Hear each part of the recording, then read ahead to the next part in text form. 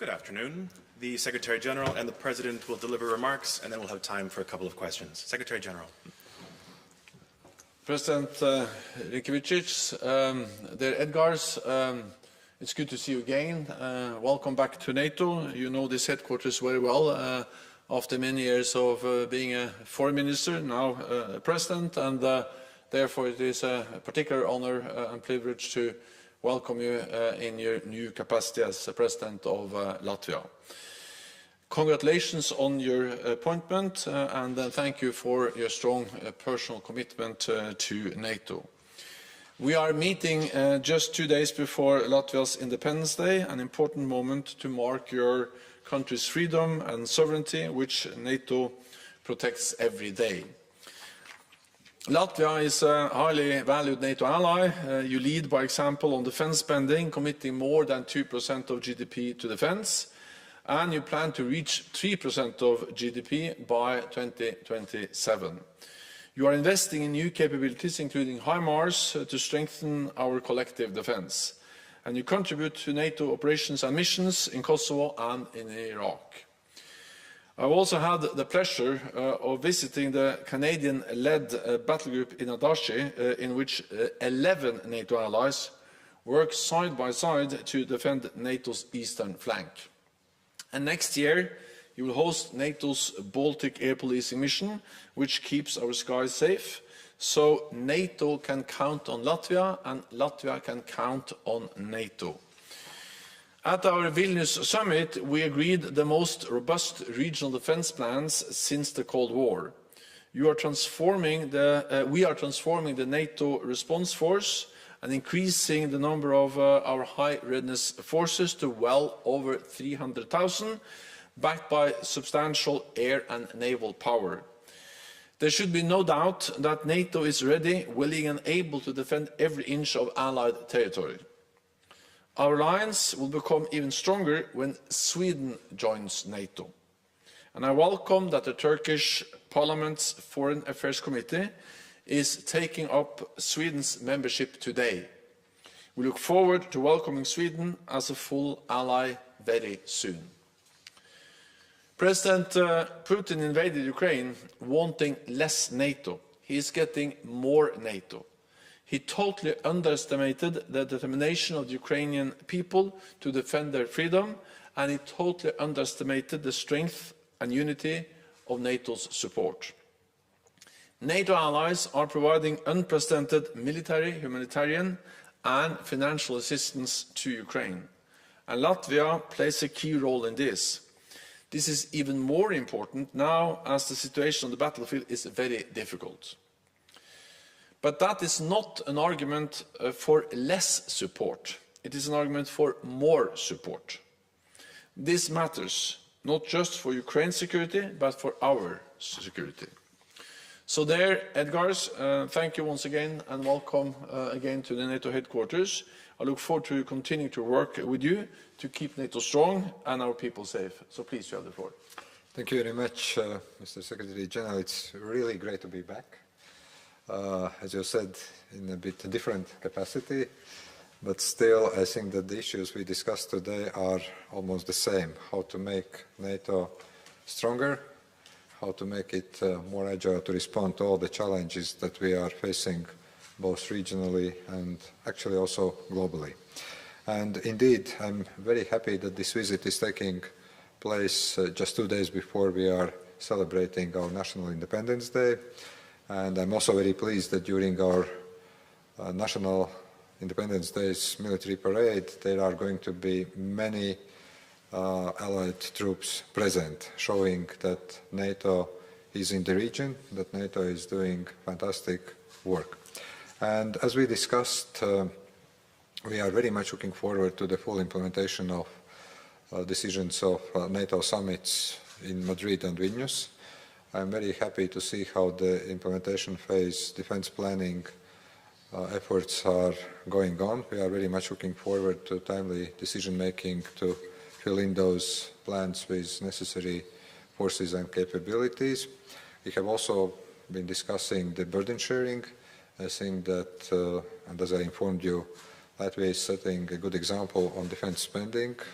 our Parliament currently is discussing next year's budget, where around 2.4% of GDP will be earmarked for defense, and the goal is to reach 3% of GDP by 2027.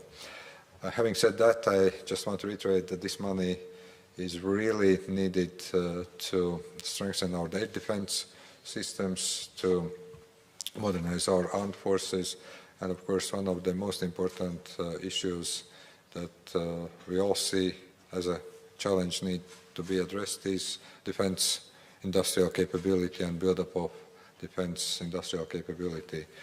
I'm also very happy to see that the Turkish Parliament's Foreign Policy Committee is currently discussing the ratification of the Swedish accession to NATO. I very much hope that this process will be completed by all allies as soon as possible, because it's in the interest of all NATO allies and of course also of Latvia that Sweden becomes full-fledged member of NATO as soon as possible.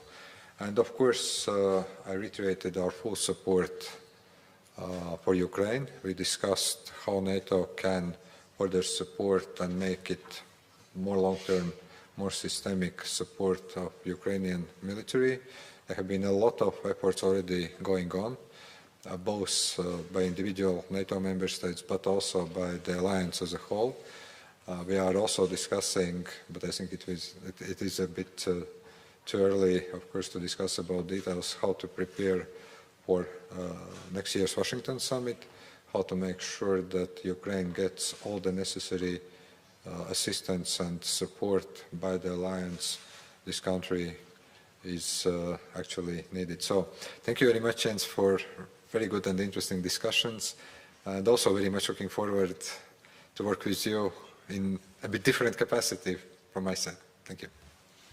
Thank you. We'll go to questions, starting with Latvian radio television in the 6th row, please. Latvian television, thank you for taking questions, and I have a question for both. There is increasing migrant pressure on Finland's eastern border with Russia. And do you see it as another hybrid attack, similar to what we have seen in Latvia? And is there a necessity for more coordination on NATO level to address that? Thank you.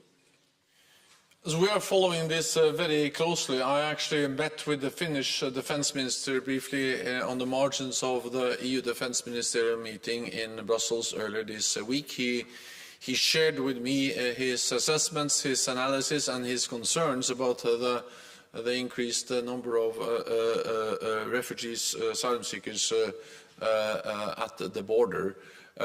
So this is something we monitor very closely. The alliance is vigilant. Of course, at the first responder, or the Finnish authorities are responsible for managing the situation on the border, but we need to exchange information. We need to have the best possible common situational awareness, and then to take necessary actions if needed, whether that will be as NATO or as NATO allies or in other formats. That's a bit too early to say, depending on the developments, but we are closely following the situation also along the Finnish border. Well, thank you. Let me just add that Latvian authorities are in close coordination with the Finnish authorities, as Latvia and Finland both share border with Russia. We have also coordination and information sharing with other EU and NATO member states that are having common border with Russia and Belarus. We are prepared to implement joint decisions if we can agree on the necessity for those. There are many options, from the border closing to restricting entry of citizens, but those measures will be decided by our own competent authorities based on analysis of the situation and based on joint assessment and based also on joint decisions.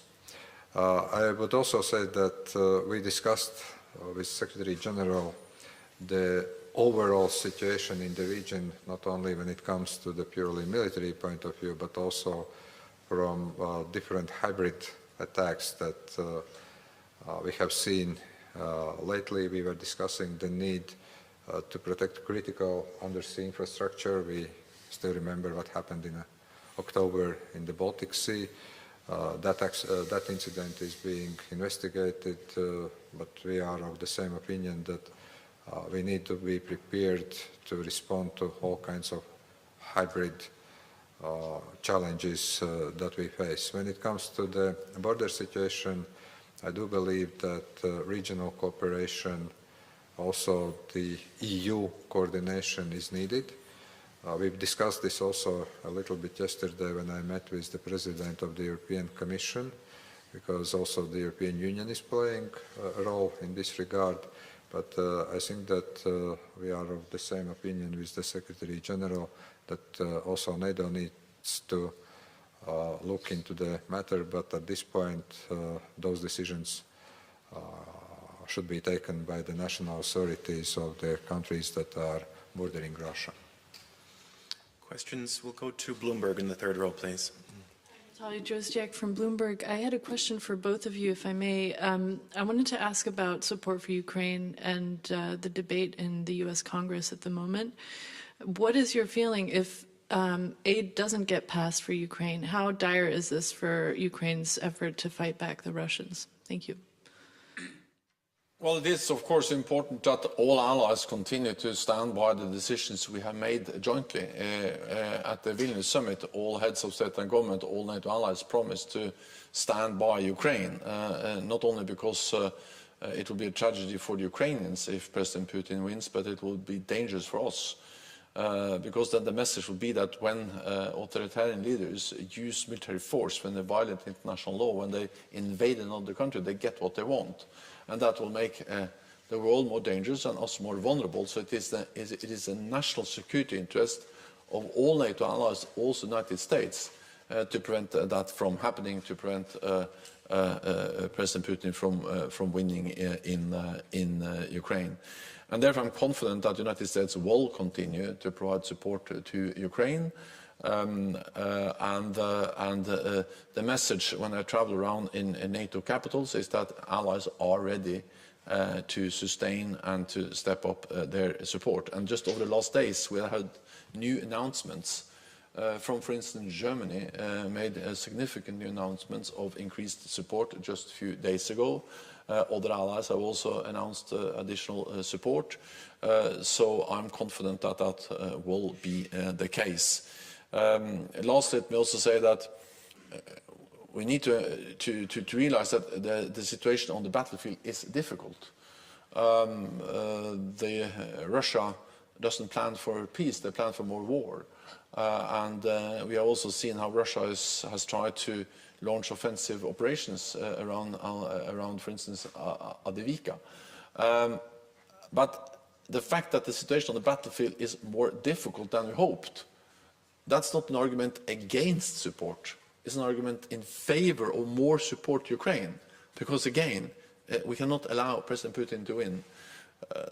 Then let me also add that the Ukrainians have already made big victories. At the beginning of this war, most experts believed, and we also feared, that Ukraine would collapse in days and that Russia would control Kiev within weeks. The reality was that the opposite happened. The Ukrainians were able to push back Russian forces in the north, in the east and in the south, and they have liberated half of the territory. So this is a big victory for Ukraine, that they have liberated so much territory. It's a big victory for Ukraine that they have been able to inflict heavy losses on the Russian invaders. And it is a big victory for Ukraine that Ukraine has prevailed as an independent sovereign nation in Europe. Russia has lost a lot. Ukraine is a strategic defeat for President Putin. He has not achieved what he wanted. So that's the background as we now continue how to provide or ensure that we continue to provide support to Ukraine. It's almost impossible to add to what Jens just said. I think that this has been really perfect argumentation. Let me just say that, first of all, my country, Latvia, has provided military assistance to Ukraine that is worth more than 1% of GDP. And we are a small country. Of course, if we talk about millions of euros or millions of dollars, it's not a huge amount, but actually it shows the commitment that we, as the country that understands the danger of the Russian aggression, the danger of Russia not being stopped by Ukraine, in Ukraine, going further and challenging other neighboring countries. This country is currently aggressive. This country is mobilizing its economy, it's mobilizing its war machine, and I think it would be a huge mistake currently not to provide Ukraine with all kind of assistance, be it military, be it financial assistance, so that the government can function and all the services are being delivered. So I do hope that all allies, including the US and its Congress, do understand that at this point it is critical to help Ukraine in order to stop Russia and in order to actually keep the peace in Europe for years to come. There can be questions. How this assistance is spent, and those questions should be answered. But it does not change the big picture, and the big picture is that it's in the interests of Ukraine, it's in the interests of all NATO allies, including the United States, that Ukraine is successful combating the Russian Federation. That concludes this press point. Thank you very much. Thank you.